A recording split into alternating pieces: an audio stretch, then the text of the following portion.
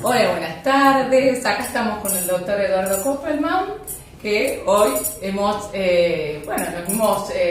puesto a conversar sobre una temática que venimos viendo en las consultas, pero bueno, primero que nada, buenas tardes, doctor. Hola, buenas tardes. ¿Cómo está? Un placer. Bueno, vamos a presentar. El doctor es médico psiquiatra infanto-juvenil, psicoanalista y ha sido director de la revista, exdirector de la revista Docta de Psicoanálisis.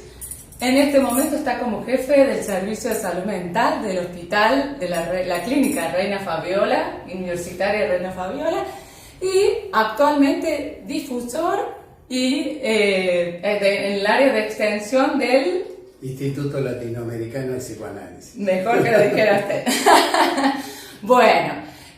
Y como sabemos, estamos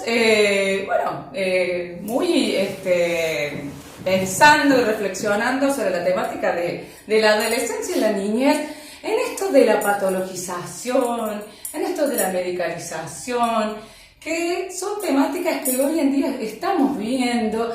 Y la verdad que, primero me gustaría que nos dé una opinión suya, a ver qué es lo que se está viendo, lo que usted piensa de esto que estamos viendo. Bueno, sí, eso es un tema bien interesante, preocupante también para quienes tratamos de tener una comprensión más integral y más humanista de la vida psíquica de nuestros niños y adolescentes. Digo que es preocupante porque justamente, como dice la licenciada Genin, estamos presenciando una tendencia muy, muy importante, muy fuerte a diagnosticar como patológicos aspectos de la vida normal, tanto de niños como de adolescentes, así como también frente a algún tipo de dificultades que requieren ayuda.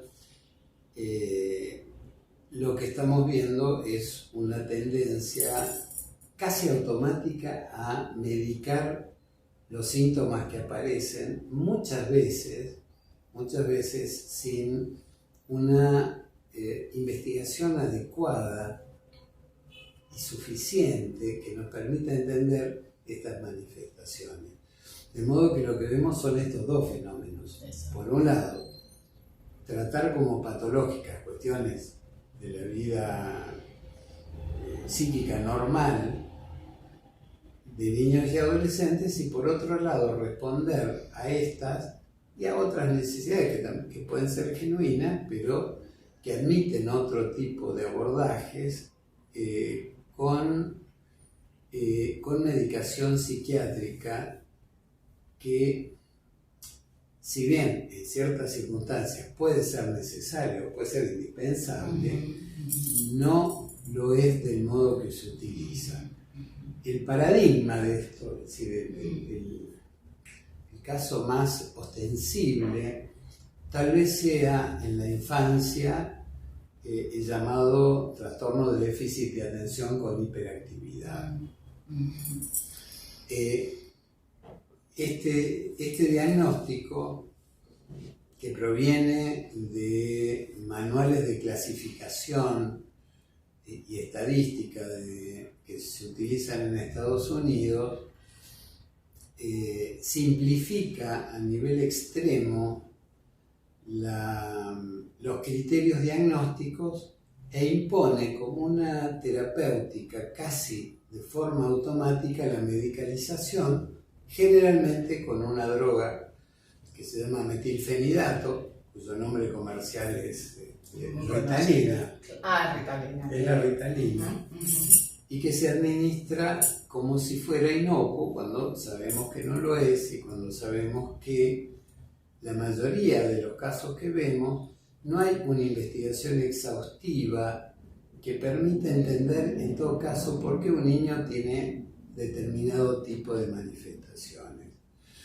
Lo mismo pasa con ciertas conductas de la adolescencia que tienden a ser rápidamente diagnosticadas. Y cuando digo rápidamente es porque un diagnóstico veraz y profundo requiere a veces de un tiempo bastante prolongado de trabajo para poder entender cierta dinámica, y además requiere de que podamos pensar en un concepto que yo le mencionaba a la licenciada cuando hablábamos antes de esto, que es el concepto de las adolescencias. Sí. Es decir, no hay una sola manera de transcurrir la adolescencia. Exacto. ¿Qué son las adolescencias? ¿O por qué las adolescencias? Y las adolescencias porque se trata de entender o de proponer, ¿sí?, que se entienda que la adolescencia no es un único proceso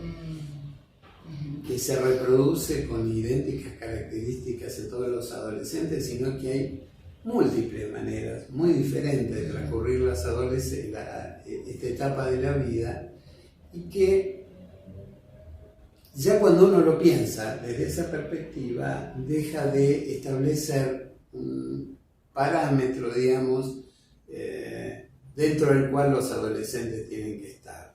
En realidad no tiene por qué ser así, y tampoco tenemos, digamos, que considerar que lo que sale de ese canon es patológico. Básicamente. El estado de alguna manifestación, como por ejemplo se dice la depresión en la adolescencia, o como a veces se dice, el adolescente narcisista, o muchas veces también esto de la idea suicida o las tentativas de suicidio, que son síntomas de la adolescencia y que también se pueden dar otras más, o los trastornos de la alimentación. Pero, a ver, esto realmente puede terminar desarrollando una patología, puede que no. Por supuesto, estamos muy preocupados por las cosas que vemos en los adolescentes, obviamente. Que estamos viendo, exactamente. Pero el tema, el abordaje, tal vez esto plantee dos perspectivas muy diferentes, ¿no? Quienes se enfocan en establecer cuál es el diagnóstico y el código, y por ende cuál es la medicación que corresponde, y quienes tratamos de escucharlos, hacerles un lugar y tratar de acompañarlos en momentos de transición que suelen ser muy difíciles muchas veces y que pueden llegar a desarrollar patologías severas. Sea conductas suicidas, sean adicciones, sean patologías de riesgo. Exactamente. La esquizofrenia es el mayor de los temores, aunque estadísticamente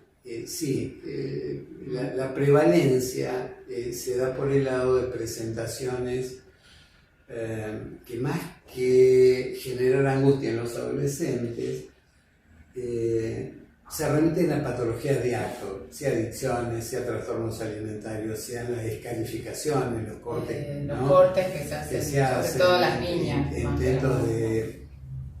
Intentos de suicidio, violencia, en fin. Esto tiene que ver también con ciertas características de la evolución, de la cultura en el mundo, y también, al decir de un autor que a mí particularmente me resulta muy interesante, que es Dufour, un pensador francés, él es filósofo, no es psiquiatra ni psicoanalista, pero aborda la constitución de la subjetividad, es decir, cómo se forma un sujeto en la posmodernidad, y remite a los cambios entre la cultura de la modernidad y la posmodernidad. Es todo un desarrollo muy interesante que se podría hacer en otro momento, pero cuyas principales características tienen que ver con la caída de los grandes organizadores sociales y familiares que hacen a la constitución del sujeto. Es un tema, pero bueno, acá es un lo tema, que sí, pero es un tema apasionante, sí. difícil, pero yo creo que es quien decide trabajar con niños y adolescentes tiene que poder concebir y plantearse y cuestionarse cómo se construye la mente de un adolescente hoy. No como se construía en los años 70 ni en los años 80, sino cuál es la incidencia de los modos de comunicación, de las redes, de las pantallas, de la transmisión de la cultura y mucho de las estructuras familiares. Bien, perfecto. ¿No? A su vez, eso también está atravesado por otros factores de la cultura, como esto que yo le describía, ¿no? Que es un canon que baja. Digamos. Cuando digo un canon quiero decir una norma, ¿no? Bien. Bueno, si el adolescente es impulsivo, hay que darle estabilizadores del ánimo.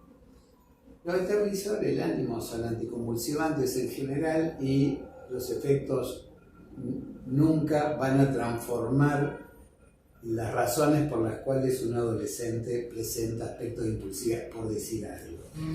¿No? Claro, pero ¿qué decimos nosotros cuando estamos trabajando con un adolescente? Muchas veces que viene medicado, y bueno, pero que no nos permite producir el desarrollo del proceso, ¿no? O sea, sí, la medicación muchas veces así como a veces es imprescindible, claro. ¿Sí? Si tenemos a un joven con síntomas muy graves que nos impide establecer un vínculo, la medicación puede ser indispensable, ¿no? Ahora, lo que vemos es lo contrario, ¿sí? Un chico que es inquieto en la escuela, eso es lo que estamos viendo, ¿no? que sintomatología interrumpe, como dice el manual de diagnóstico y tratamiento del DSM-4, el DSM-5, o el DSM-5, dice, interrumpe con frecuencia sus actividades o sus juegos. A menudo no termina, a menudo, con frecuencia, es un concepto en exceso subjetivo y que tiene que ver con la tolerancia de quien está, pero nunca plantea investigar por qué ese chico está ansioso, por qué funciona de esta manera, cuál es el déficit en la constitución de un continente psíquico, ¿sí? Que lo pueda propio, que él pueda ir generando para contener su vida psíquica y por qué se desborda. Lo mismo sucede en las adolescencias, ¿no?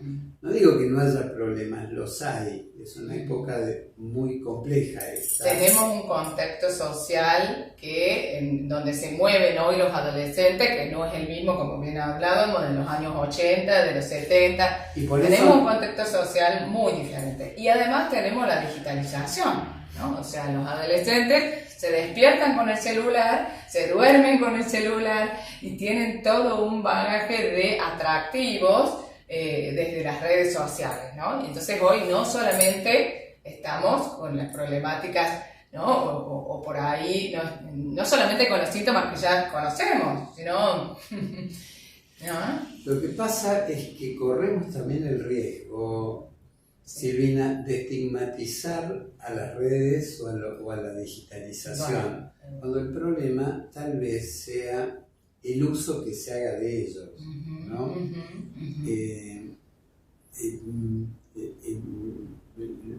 Las pantallas en sí mismas no son ni buenas ni malas, ¿sí? Y un chico hoy desprovisto de estos medios probablemente termine aislado de su contexto social.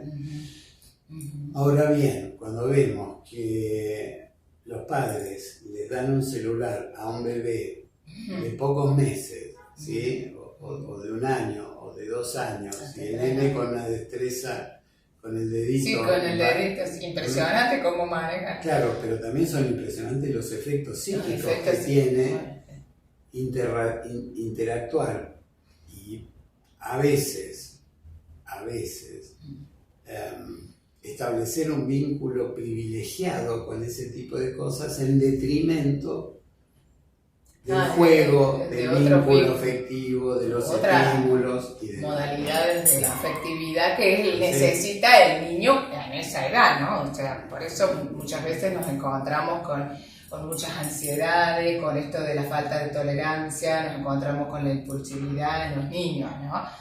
Sí, pero también, como decía un psicoanalista francés hace unas cuantas décadas, no hay que dejar de tener en cuenta que esto también se inscribe en un funcionamiento social y cultural. Este psicoanalista, Jacques Lacan, decía que el nombre del padre, que vendría a ser el establecimiento de la ley, declina en Occidente. Decía, es decir, el papel declina en Occidente. Es decir, en Occidente estamos viendo cómo las figuras que representan la ley están cada vez en declinación, y hay que tratar de entender qué pasa con eso también, cómo funciona eso en relación a los problemas, por ejemplo, de conducta de los adolescentes en los colegios. Exactamente.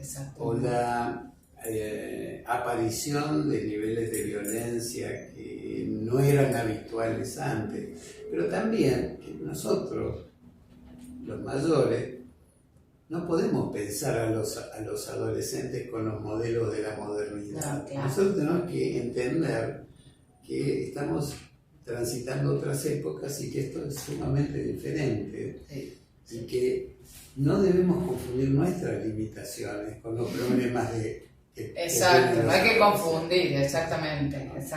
Muchas veces nos encontramos faltos de herramientas también los profesionales, porque avanza todo tan rápido también, ¿no? Que hay que ir junto con, y a veces, por eso hacemos estas cosas, ¿no? De poder hablar y de poder dar estas reflexiones, tanto para profesionales como para los padres también, ¿no? Porque también los padres en esto están tan faltos de herramientas. Esto de la caída del nombre del padre es algo que realmente lo vemos en el consultorio. Muchas veces los padres se sienten que, le tengo que poner límite, no le tengo que poner límite, ¿qué hago? Le digo al adolescente que no se encierre en la pieza, que salga, Entonces, ¿no? Y ahí los profesionales, ¿qué podemos hacer ahí? ¿Qué intervenciones nos merecen? Bueno, yo voy a decir lo que creo. Yo creo que es un punto en el que tal vez haya un hueco, un hiato en las políticas, tanto a nivel público como privadas, en el sentido de brindar acompañamiento y generar instancias de reflexión para los padres. Bien. No se trata de que nadie le enseñe a los padres cómo ser padres. Eso no es un saber que se pueda transmitir. No viene. No hay un modo para aprenderlo en un manual. Frente a la pregunta que vos decís, ¿no? Sí. ¿Qué hago? Yo no soy nadie para decirle sacarlo, decirle, no decirle más. El tema es poder reflexionar acerca de estas cosas acompañado con profesionales de la salud mental que estén capacitados y que estén dispuestos y que no estén abocados a la tarea de clasificar cuáles adolescentes tienen qué patología, sino que puedan tener una mentalidad, una mentalidad más amplia que permita escuchar, que permita acompañar, que permita generar espacios como este, que son espacios donde uno opine, donde seguramente quienes escuchen pueden coincidir, disentir. O les puede servir como una orientación también, ¿no? Como algo que, uno dice, yo pienso esto, pero hay otra gente que también está... y que puede pensar otras cosas, y está bien que piense otras cosas. Sí, ¿no? Está bien. Pero me parece que si uno no puede pensar cuál es su nivel de involucramiento en lo que observa, siempre se va a ver en problemas. Es decir, nosotros somos participantes activos de este fenómeno y podemos reprimirlo, silenciarlo, medicarlo, no hablar de la cuestión, o podemos abrir espacios de escucha donde podamos escuchar a los jóvenes, escuchar a los niños, pensar junto con los padres, y toda esa actividad tiene un nivel de efectividad sumamente importante. ¿Sí? Mucho más importante y mucho más enriquecedor que hacer, como se nos suele pedir frecuentemente, un decálogo de qué es lo que hay que hacer. ¿No? Está bien. Ahora yo me estoy acordando de que la semana pasada justamente me tocó dar un taller con adolescentes y me parece que está bueno poder dar el ejemplo acá. Y me preguntaron qué título le pondrían, ¿no? Adolescentes que estarían de la secundaria, del primer ciclo. Y entonces digo, bueno, le pongamos como título, ¿puedo hablar? ¿Me escuchan?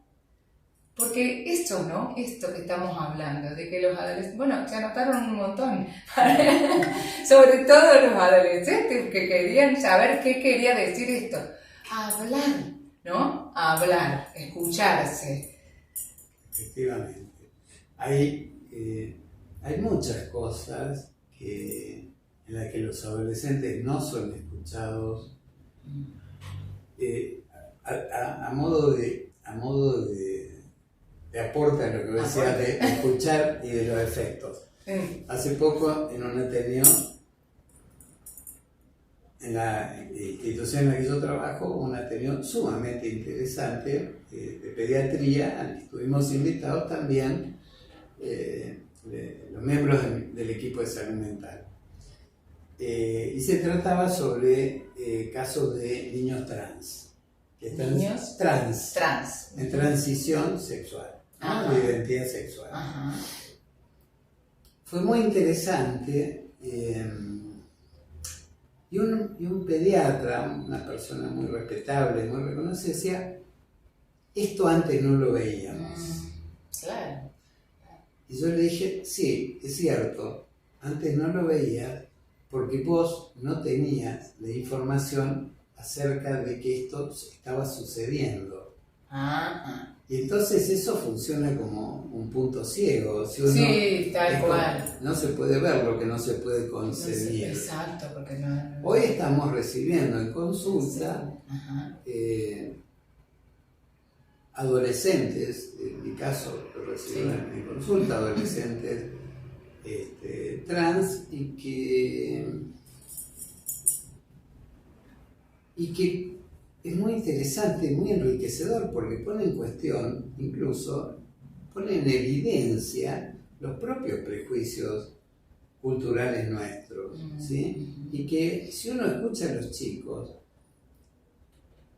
le permite, al menos esta es mi experiencia, a mí me resultó sumamente enriquecedor. Yo he podido entender una cantidad de cosas que no entendía, y voy a aportar un dato estadístico a propósito de esto, que ya que estamos hablando de situaciones a veces graves en adolescentes como el suicidio.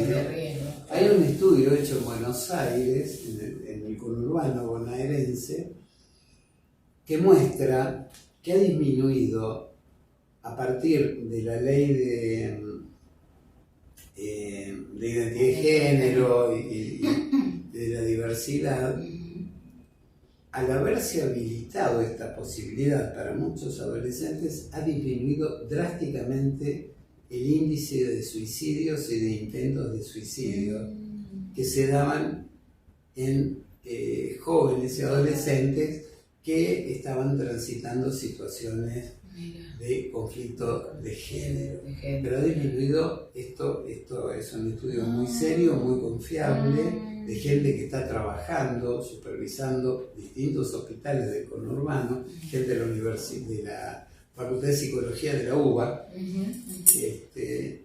y que arroja esta información. Entonces, evidentemente, es un aprendizaje que nos cuestiona. Sí. Nos cuestiona, yo tampoco lo podía ver 10 años atrás. ¿Sí? Bueno, hace unos años estoy estudiando, leyendo y demás, que es un campo difícil, polémico, con un montón de incidencias y demás, bueno, que no pasa tampoco por, como decía un pediatra, un chico levanta la mano y dice yo no quiero ser más varón, quiero ser nena, y ya se empieza un proceso. No es así. No, claro.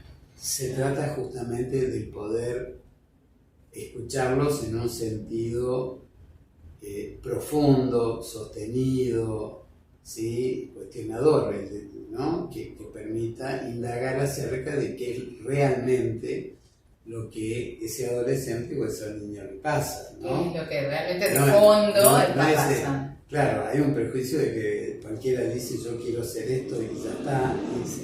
Bueno, no es así, no debe ser así. Debe ser escuchado atentamente y eventualmente acompañado y sin ser cuestionado, sino convocado a pensar. Exacto, eso iba a decir, o sea, que se inicie un proceso, ¿no? Que realmente sea así, para que también el adolescente sienta que lo están escuchando y no esta cosa de que muchas veces dicen, no me vengas con estas cosas, ¿no? O sea... Poder profesionales que siguen considerando que esto es una patología que hay que tratar y que hay que curar, y hay que normatizar. Hay que normatizar o normativizar la sexualidad humana. ¿Sí? Bueno, lo dijo, lo dice mucha gente. Es un tema también para seguirlo hablando y todo, pero bueno, también tengamos en cuenta que el tema de la sexualidad está en la etapa de adolescente y surge y aparece. Y está muy presente. Está muy presente, mucho más que en otras etapas. Yo creo que siempre estuvo presente, tal vez de distinta manera, ¿no? Tal vez de distinta manera. Pero bueno, hoy por hoy realmente me parece importante poder dejar este mensaje, ¿no? O sea, el poder tener, cuando uno escucha y habla con los papás y puede ir como llevando a la reflexión esto de no establecer de manera rápida, de manera así sin mucha mirada, sin mucha información, un diagnóstico, ¿no? Porque ya sabemos que esto puede dejar marcas, puede dejar mucha sensibilidad tanto en niños como en adolescentes. Yo lo puedo ilustrar con una viñeta de 2 renglones.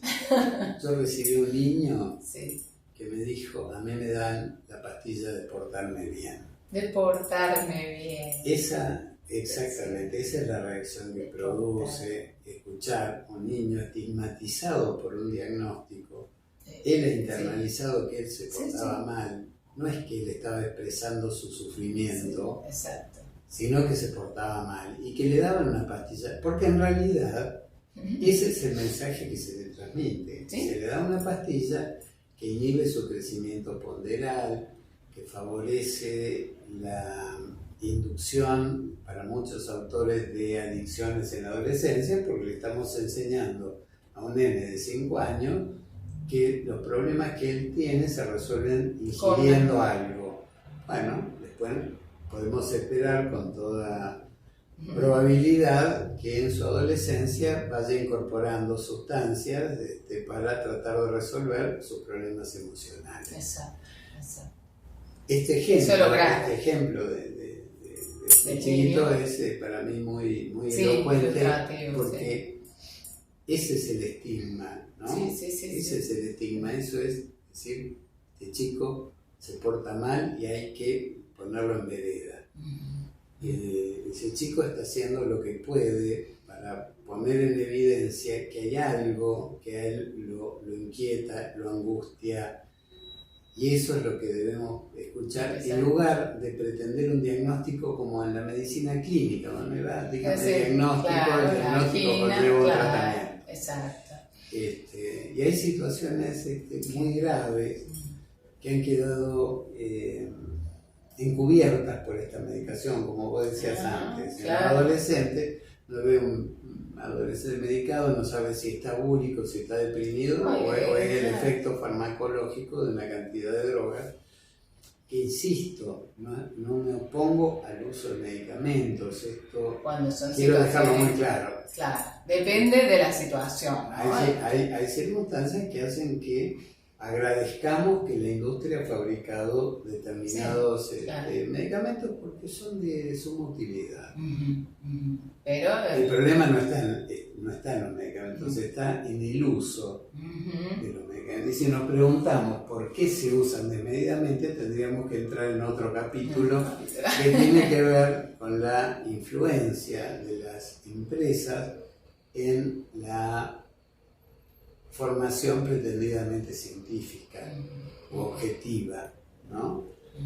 Pero es todo un tema para otra... En otra oportunidad, pero bueno, la verdad que muy agradecida de haber brindado su tiempo y su sabiduría de muchos años acá en Córdoba y en Buenos Aires y hasta, bueno, obviamente ya sabemos que trabaja también para Latinoamérica y tiene muchas conferencias y capacitaciones y bueno, es una persona que realmente que nos haya brindado su tiempo para mí es muy valioso. No, un placer bueno, para mí. Muchas gracias. Gracias. Nos vemos la próxima.